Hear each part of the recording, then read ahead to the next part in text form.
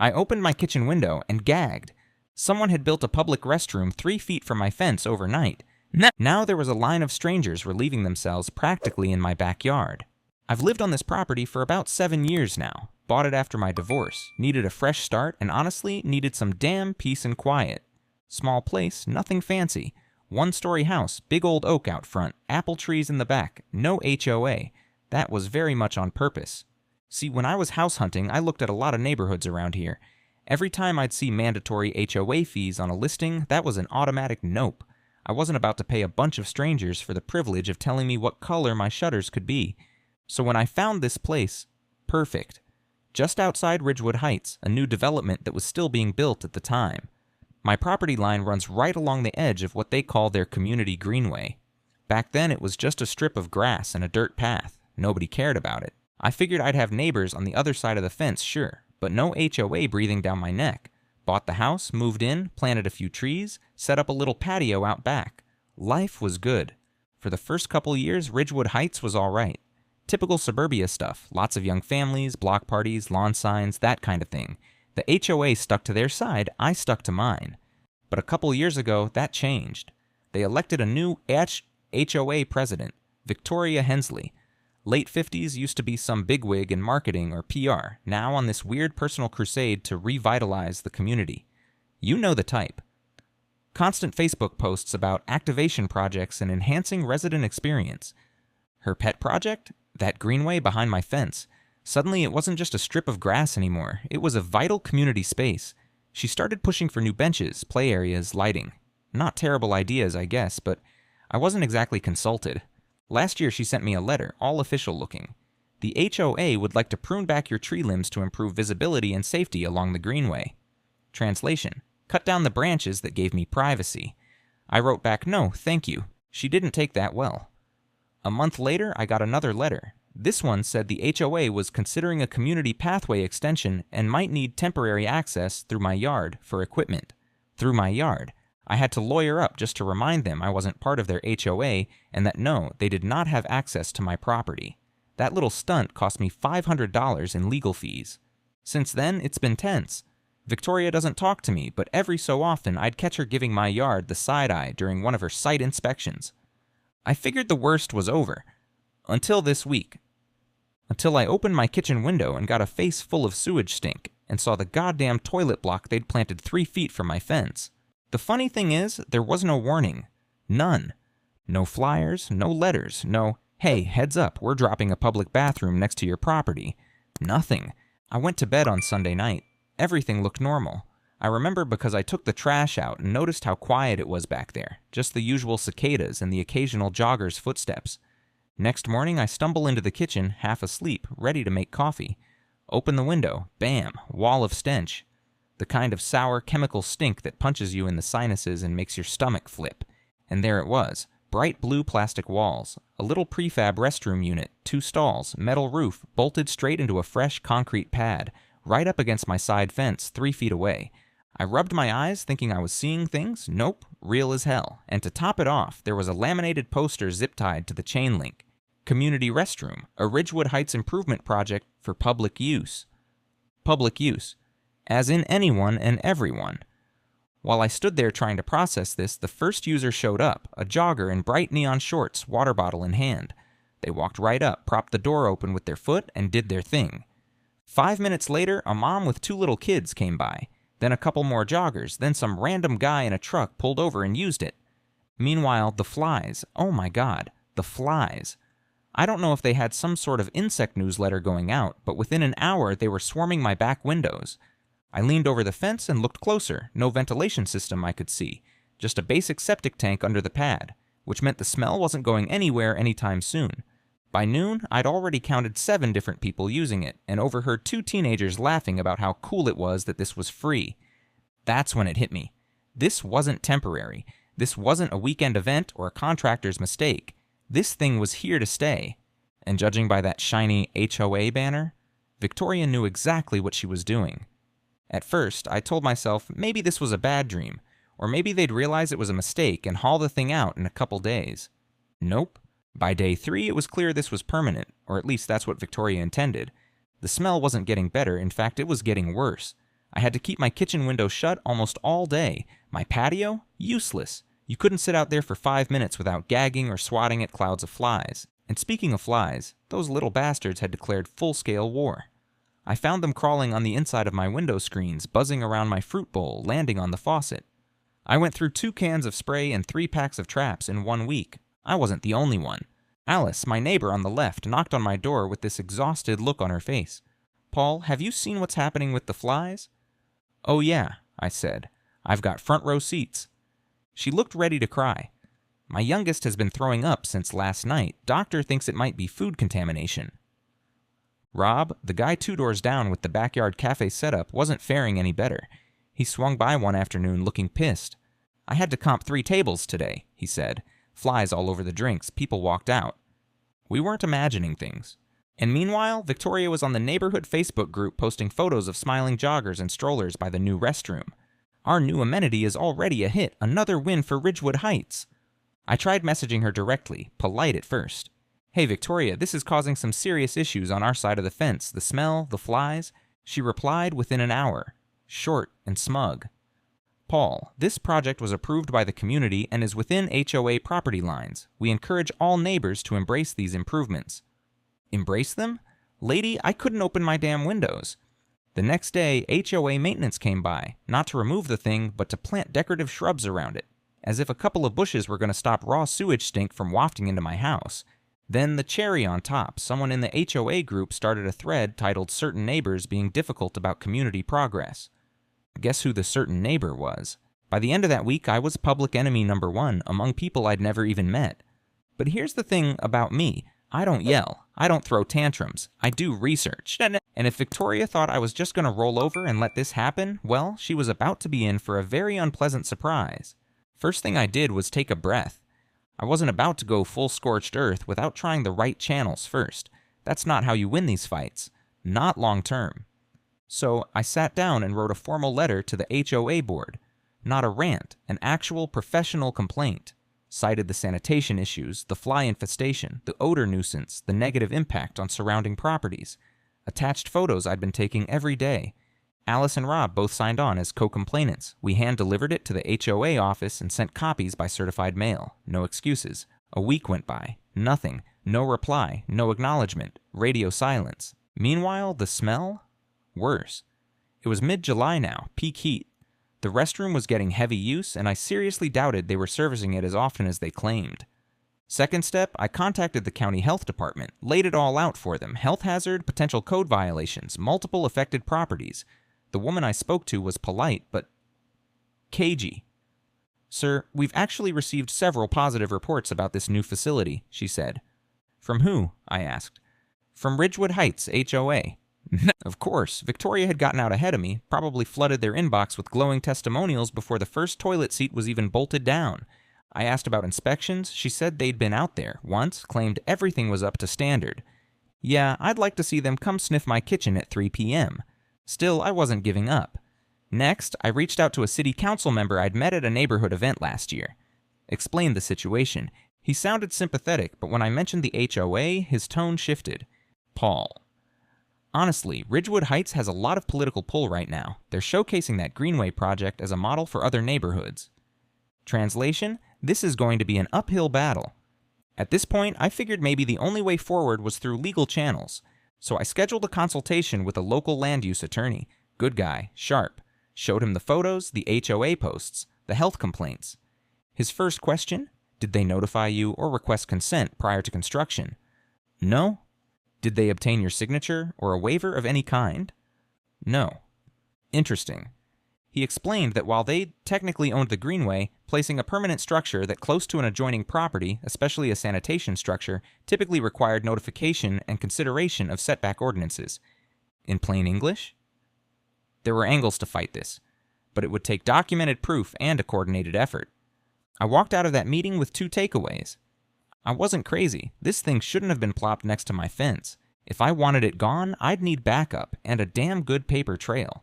So that night, I called Alice and Rob. "We've tried playing nice," I told them. "Now it's time to do this by the book." They were in. And as it turned out, Mr. Lynn, the quiet neighbor a few houses down, was about to become our secret weapon. Couple days later, I'm out back stringing up new fly traps when Mr. Lin walks over. Now, Mr. Lin is one of those neighbors you hardly notice until you really need someone like him. Retired, quiet, always trimming his hedges with military precision, but the guy used to work in sanitation code enforcement for the county 30+ years. He's been watching the whole mess unfold from his porch. He leans over the fence and says, "Paul, you got a minute?" "Sure," I say. He pulls out this manila folder, classic move, hands it to me. "I pulled the city permits archive last night," he says. "I know a few people still in the department." Inside were copies of Ridgewood Heights project filing for the Greenway improvement. All public record, but here's the kicker. Their site plan showed the restroom installed at a distance of no less than 10 feet from adjoining private properties. Per city setback requirements. Except in reality, it was 3 feet from my fence. I measured it myself, twice. So they either lied on the application, Mr. Lin said, or installed it in violation of their own permit. "That's not all," he added. "To put in a public restroom near private residential lots, city ordinance requires written notice to all adjoining property owners. You were supposed to be given 30 days notice minimum." "Guess how many days notice they gave me?" I asked. Mr. Lin smiled. 0. Now, here's the part that really lit the fuse. According to the permit log, Victoria had submitted a sworn compliance affidavit, signed and dated, claiming all notification requirements had been met. She lied on a legal document. That changed everything. I called Rob and Alice that night. We met in my living room and laid it all out. "We've got them," I said. "Not just a nuisance case, an actual permit violation, possibly fraud." Rob grinned. "Think it's time we tell the city council about their golden project?" "Oh," I said, "I think it's time we tell everyone." And just like that, this little neighborhood fight went from personal to very, very public. We didn't waste time. The next night, we had a little war council in my living room. Me, Alice, Rob, Mr. Lin. Everyone showed up with notepads, laptops, coffee. Mr. Lin even brought donuts. The man was ready for battle. First step, document everything. Mr. Lin took point on the legal side. He already had the original permit filings, the ordinance requirements, and photos of the restroom placement versus what the permit claimed. Alice started pulling together all our previous written complaints, copies of emails, the HOA's smug Facebook posts about embracing the new community amenity. You'd be amazed how often people shoot themselves in the foot on social media. Rob went full PR mode. He had high-res photos of the restroom, the swarms of flies, the lines of people standing right along my fence. He even had video clips of people gagging and waving away the stink. Me? I called my attorney first thing the next morning, brought him all the files. His reaction? He flipped through 2 pages and looked up. "Paul," he said, "this isn't a gray area. They screwed up. Big time." Turns out submitting a false affidavit on a city permit isn't just a slap on the wrist issue. It can trigger fines, permit revocation, even legal penalties against the individual who signed off. In this case, that was Victoria. We decided on a 3-pronged approach. First, formal zoning complaint. Mr. Lin drafted it. I submitted it with full documentation. Requested an immediate inspection and enforcement review. 2. Sanitation Department escalation.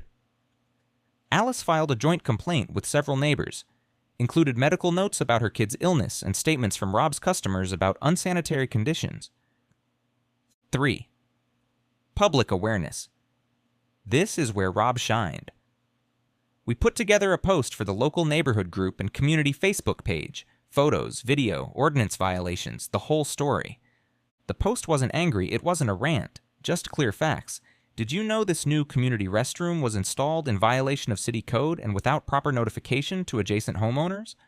Then we listed the health impacts and included a call for the city council to review the project. We scheduled the post to go live the same day our formal complaints hit city offices. And just for good measure, I copied the city council rep I'd spoken to before, and this time I attached the actual permit discrepancy. Let them ignore that. By the time we wrapped up that night, we all felt it. This wasn't just some neighborly spat anymore. Victoria had crossed a line, and now we were dragging the whole mess into the light. It's funny, when you spend days choking on toilet stink and swatting flies, you start to forget what it feels like to be winning. That changed fast. The morning after we launched the post and filed the complaints, my phone blew up. I mean, lit up. Neighbors I barely knew were messaging me. People were tagging each other left and right on the Facebook thread. Turns out, a whole lot of folks weren't exactly thrilled about Victoria's little improvement project. Some didn't like the smell. Others were mad they hadn't been consulted. One guy said his elderly mom stopped walking the greenway entirely because she couldn't stomach the odor. The city council rep replied within 3 hours of my email, record time. I was not aware of these discrepancies. He wrote, I will be requesting an immediate review. By lunchtime, Rob's post had gone semi-viral in the local community group. Hundreds of comments, and not the kind Victoria would want to screenshot for her portfolio. That afternoon, a zoning inspector showed up on site, clipboard in hand, measuring tape out. I happened to be in the backyard trimming a branch when he waved me over. You're the adjacent property owner? Sure am, I said. You might want to check that setback. He measured again, jotted something down, frowned. I'll be filing a report, he said. That's government speak for someone's in trouble. Meanwhile, Alice got a call from the sanitation department. They were scheduling an unannounced inspection after reviewing the photos and health complaints. Victoria? Radio silence, not a peep from her. But the HOA Facebook group suddenly got real quiet too. No more cheery restroom posts. Then the kicker, 2 days later, a city truck pulled up. Workers came out, inspected the restroom, taped off one stall, and posted a temporary under review, do not use notice. That same evening, Victoria finally cracked, sent out an all-caps email to HOA members blaming certain individuals for attacking a beloved community project. She even accused us of spreading false narratives to undermine her leadership. Problem was, her false narrative had her signature on a legal document, and we had the proof. My lawyer sent a formal letter to the city attorney's office the next morning requesting a full investigation into the permit filing. We copied the HOA board too, just so they knew this wasn't going away. At that point, we'd done everything by the book. No yelling, no property damage, just facts, photos, and a paper trail a mile long. And now the whole thing was snowballing, and Victoria was about to get buried. By the time the next city council meeting rolled around, the whole neighborhood was buzzing. Literally. I walked out to get the mail, and one of the HOA members I'd never even talked to gave me a thumbs up and said, "Give 'em hell, Paul." Rob and Alice were getting the same treatment. People were fed up. Turns out a lot of folks didn't love the idea of their tax dollars, or HOA dues, being funneled into a project that reeked of, well, everything. City council meetings around here are usually sleepy affairs. Maybe a dozen people show up. That night, the room was packed, standing room only. News cameras were there too. Someone tipped off the local station. Victoria strutted in with her usual forced smile, clutching a binder the size of a small dog. Probably figured she was going to spin her way out of this. Didn't quite go that way. First, the zoning inspector presented his findings. Restroom installed in violation of setback ordinances, conflicting with approved site plan. Adjacent property owners not properly notified. That got some gasps from the room. Victoria's smile got tighter. Then the sanitation department rep spoke. Multiple complaints filed, fly infestation documented, at least one health-related incident possibly linked to the facility, maintenance logs incomplete. Now the room was dead silent.